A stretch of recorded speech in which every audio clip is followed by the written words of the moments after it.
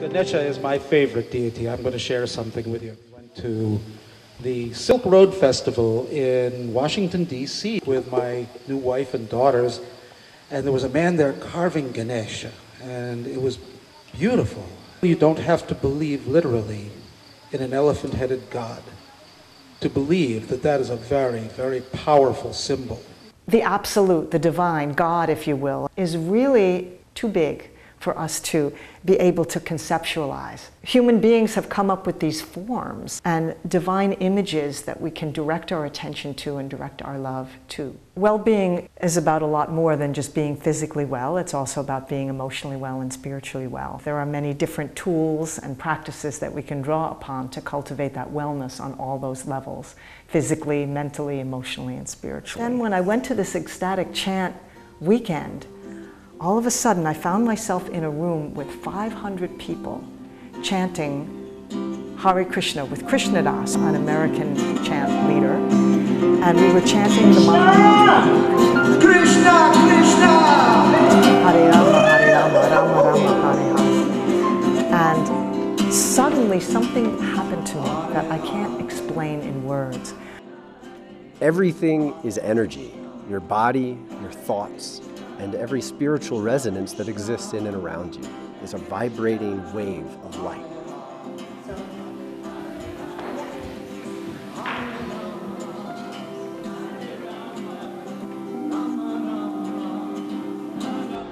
At Yoga Forum, we teach practices and tools that help our students and clients love and live in a healthy body, experience kindness of their mind, and to feel the rapture of being alive in their soul.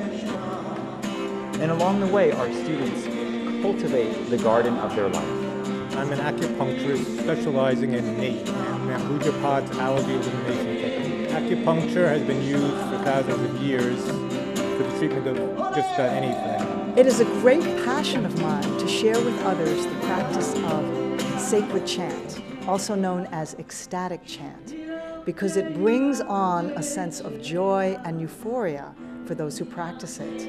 It's to drop into the heart as it works on us vibrationally with the power of sound.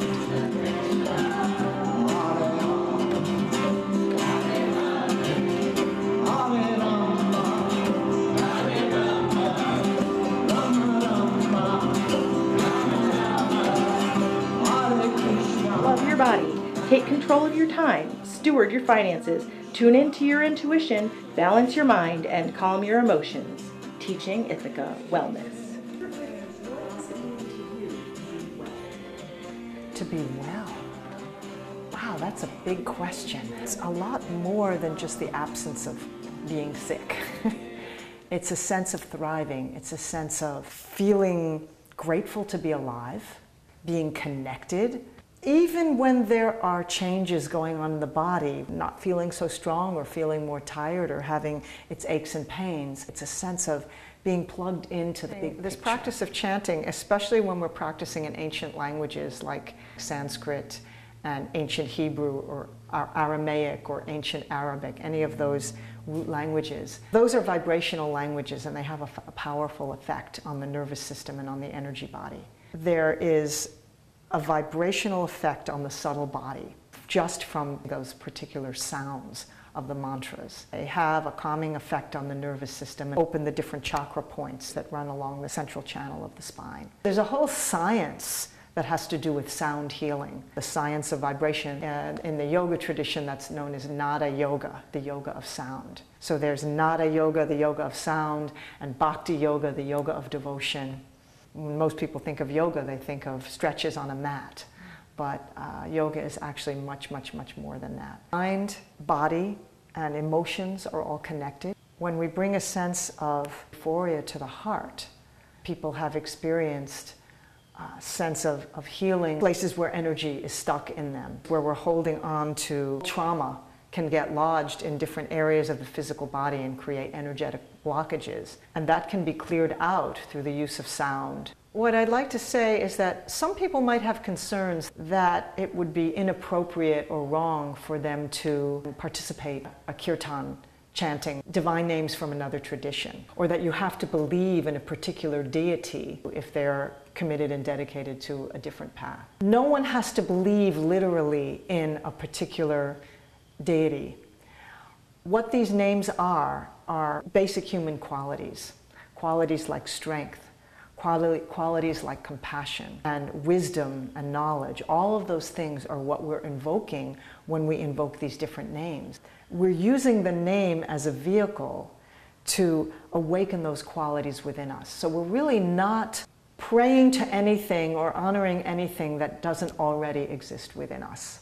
That one can feel that they're not engaged in any kind of betrayal of their own faith, but more of an expansion of what all faiths, which is that sense of direct experience of divine energy. And we're just using the names as a vehicle for that. Hindu yoga tradition, it's called Kirtan, which is a call and response practice.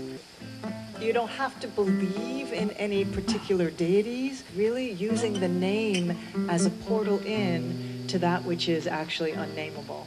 So just relax and enjoy. In this first one, Joe is going to sing the call, and then you're invited to respond.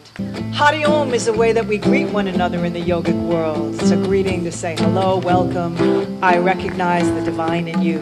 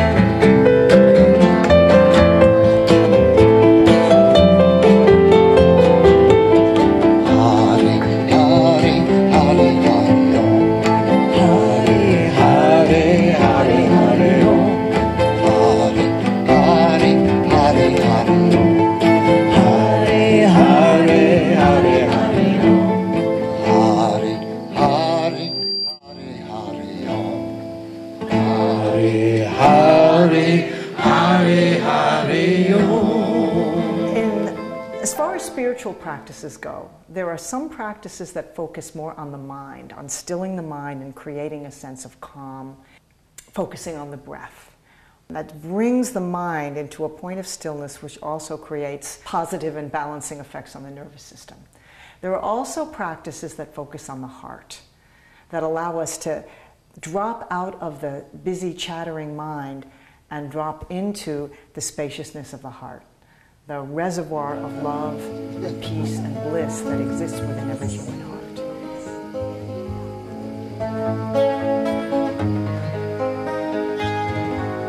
Espíritu de Dios,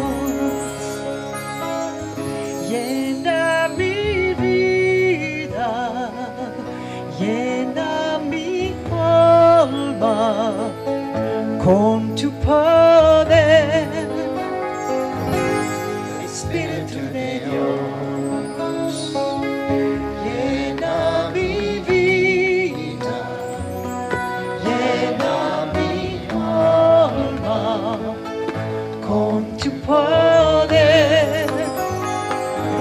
Y lléname, lléname, lléname con tu presencia, lléname, lléname con tu poder, lléname, lléname con tu verdad. You got it. Together.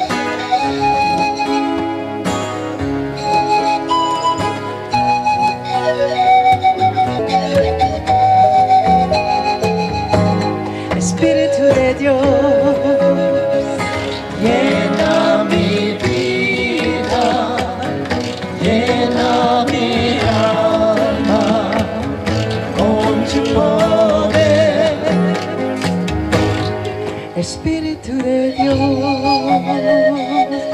llena mi vida, llena mi alma con tu poder. Espíritu de Dios,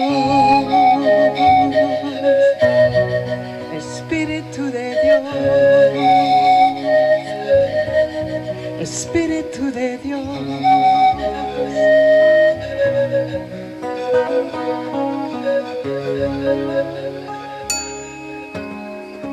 I had grown up in New York City where there were Hare Krishna people in the subway stations, or sometimes you'd see them in the airport chanting and doing their thing. And I always put them in a category in my mind of being fringe cult. All of a sudden, I found myself in a room with 500 people chanting Hare Krishna with Krishna Das. Suddenly, something happened to me that I can't explain in words. And I began to cry, and tears were streaming down my face, but there were tears of joy. And so that was transformational for me. So I felt a sense of healing that came from that, just being able to be in my heart rather than in my head. Krishna! Krishna! Krishna! Hare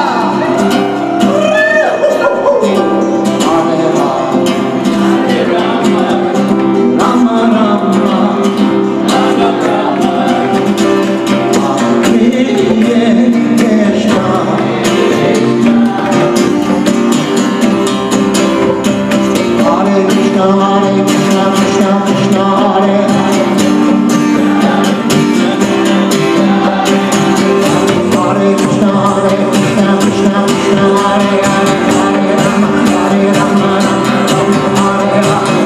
Krishna, Hare Krishna, Krishna Krishna,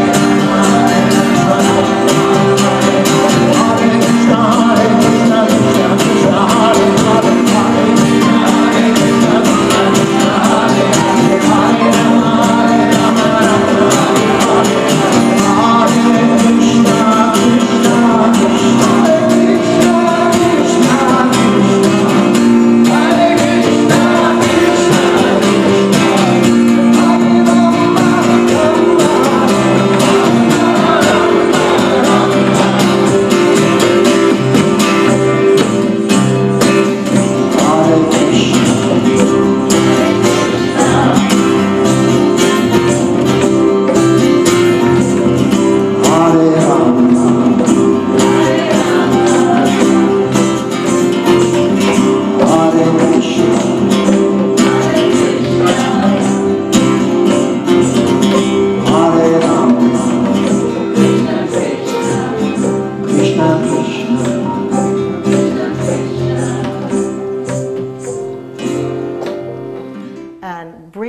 A sense of euphoria and ecstasy. That's why it's called ecstatic chanting.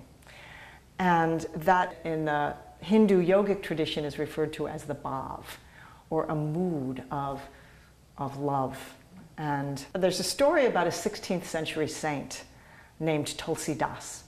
And when Tulsi Das was a young man, first married, he was so enamored of her, so gaga over her, that he had to be with her every moment of the day and fix his gaze upon her all the time.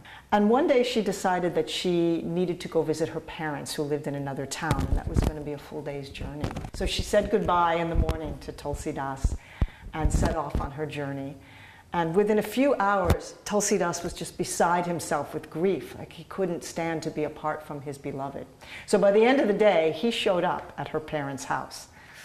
At which point she turned to him and said, "You know, Tulsi Das, if you could take all of that devotion and all of that passion that you feel toward me and direct it toward God, toward the divine, you would be completely transformed. You would be enlightened." He thought about that And he recognized that there was some wisdom in that, and he began to practice. It's said that he became one of the great bhakti yogis, and that's what bhakti yoga is the yoga of devotion, the yoga of love, taking the natural tendency that we have to direct our love to some kind of object of our affection, but to take that and turn it toward the divine.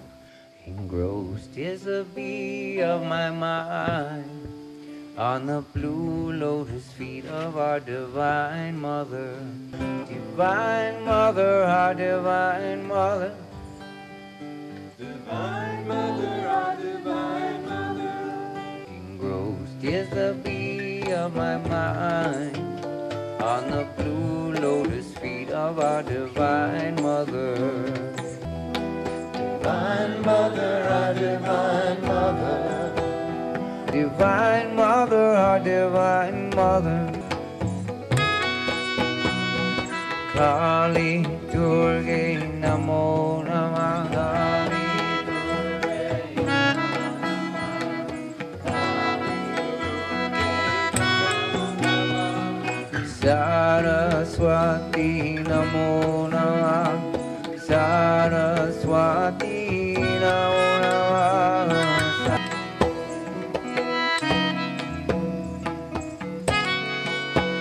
Here we go, all together. Any names you want. Radharani Namo Namah. Radharani Namo Namah. Mother Mary. And we can do that through chanting. We can do that through prayer. We can do that through devotional rituals. But chanting is one of the main ways in which we can turn our attention toward the divine. The absolute, the divine, God, if you will, and there's many, many names for it, is something that is really too big for us to be able to conceptualize. Human beings have come up with these forms and these names that can be a portal in, these gods, goddesses, deities, and divine images that we can direct our attention to and direct our love toward. And it is we use those images and those names as portals in to that vast space in the heart. So it's the chanting of the name that brings us, this is the irony of it, the chanting of the name brings us to the experience of the nameless. The band that I perform with, One Love, takes the traditional mantras from various traditions, and sometimes we use traditional melodies, but more often than not, more modern music. So sometimes it's reggae influence, sometimes it's folk melody or a rock and roll melody or a blues. It could be all different kinds of musical styles. It doesn't really matter what musical style one uses to chant the names. And we also draw upon sacred names and mantras from many different traditions. So there's Sufi chanting from the Sufi Islamic tradition, chanting prayers such as the Shahada, which is the La ilaha illallahu, which basically is the affirmation that there is one God. In different African languages, we have Jewish chants. We have Christian chants. Sometimes the most powerful chants are the simplest chants, such as a chant like Alleluia, that are based on Native American prayers, and chanting those phrases over and over again in repetition, because the repetition can induce a trance-like state. It allows the mind to settle down and allows us to come into basically an altered state. Ganesha Sharanam, I take refuge in Ganesha, the Lord of beginnings and the remover of obstacles. Ganesha Sharanam, Sharanam Ganesha. Ganesha Sharanam, Sharanam Ganesha. Ganesha Sharanam, Sharanam Ganesha. Ganesha Sharanam, Sharanam Ganesha. Ganesha Sharanam, Sharanam Ganesha. Ganesha Sharanam, Sharanam Ganesha. Ganesha Sharanam, Sharanam Ganesha. Ganesha Sharanam, Sharanam Ganesha. Ganesha Sharanam, Sharanam Ganesha. Ganesha Sharanam,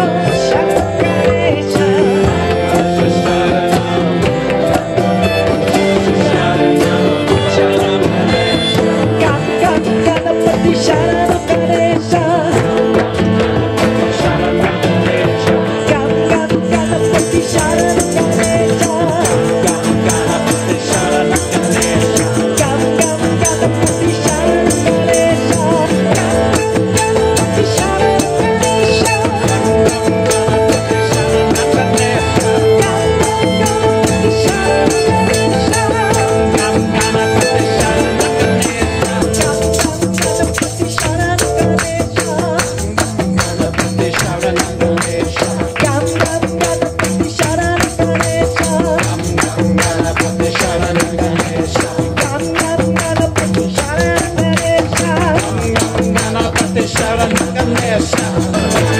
Ganapati Sharanam Ganesha.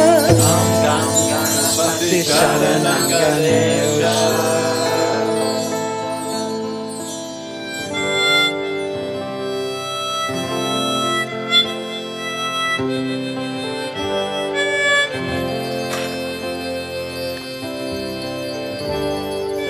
Ganesha Sharanam, Sharanam Ganesha.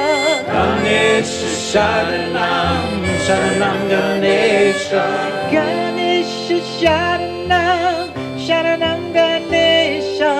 Ganesha Sharanam, Sharanam Ganesha. It seems so strange to me that different cultures and different religions argue over what name to use, and really we're all calling out to the same thing. The way I see it, there is only one divine energy. Whether we call it Allah or we call it Yahweh or Krishna, is that we're all really opening our hearts to the same beautiful source of grace and to each other. When we chant, we're not just chanting for ourselves and our own well-being. We allow that sense of loving kindness that's invoked in the heart to radiate outward in all directions. It envelops all beings everywhere, the four-leggeds, and the winged ones, and the slithering ones, and the oceans, and the mountains, the whole ecosystem, the entire world. And chanting is a practice that develops that quality of compassion and loving kindness within us. Drop in and settle in and leave behind all the busyness of the day, dropping into this place together here, a sacred space. So maybe we want to begin by just taking a few deep breaths together. I know I need it. Grace above me, grace below me, grace behind me, grace before me, grace around me, grace within me.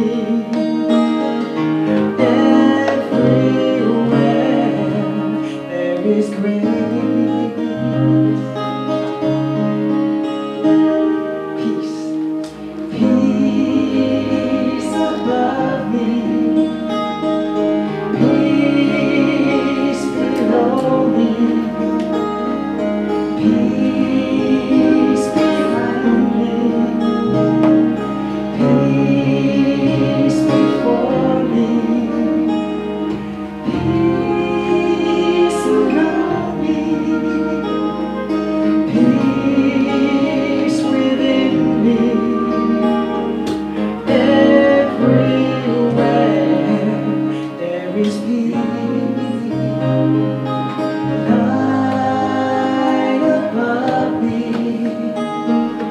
light below me, light behind me. Light before me, light around me, light within me, everywhere there is light.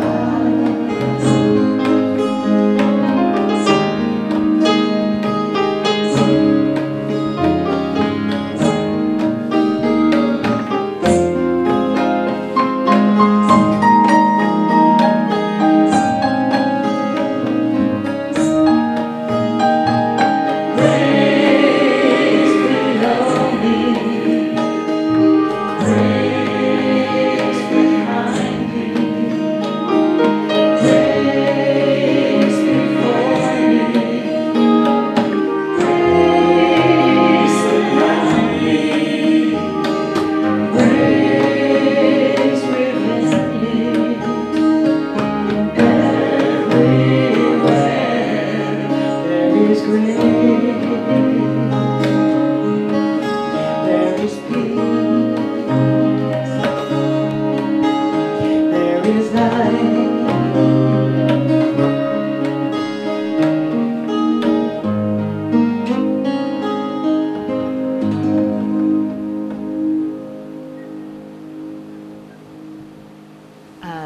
So that's why when we chant together, the power of satsang, of coming together, in the Buddhist tradition it's called sangha, amplifies the power of that open heart. And it radiates outward, and we feel this sense of great love for everyone that we're chanting. Allow it to radiate out beyond and beyond and beyond to envelop all beings everywhere.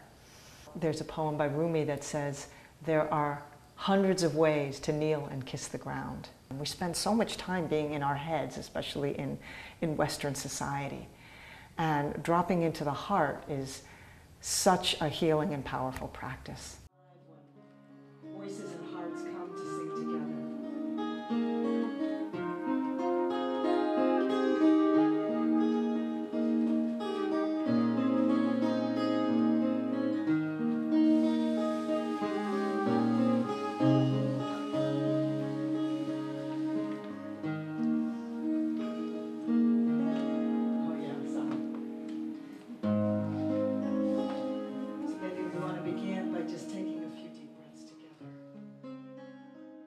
So the chair lunges, we turn sideways. So move your body so that the outside of your sitting bones is just on the edge, about to fall off the chair. Place your hand onto the corner of the chair and let the outside leg fall down and push back with the heel. This pose helps to stretch the inner thigh creases. Make sure that you're keeping your back nice and straight.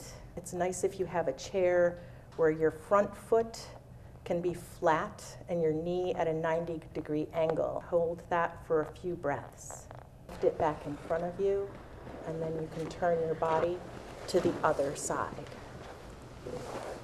Push back with your heel. When we take a minute to breathe and are present throughout the day, there is more time because the breath returns your focus to the present awareness. It reduces unnecessary rehashing and wheel spinning, brings mental clarity that will increase your productivity and your well-being throughout the day. Next week on Teaching Ithaca Wellness.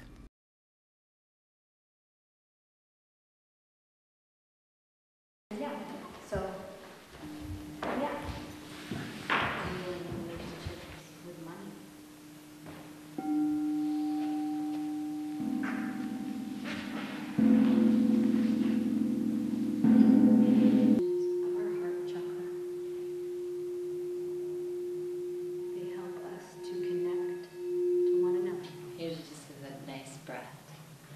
My name is Melissa Hoffman.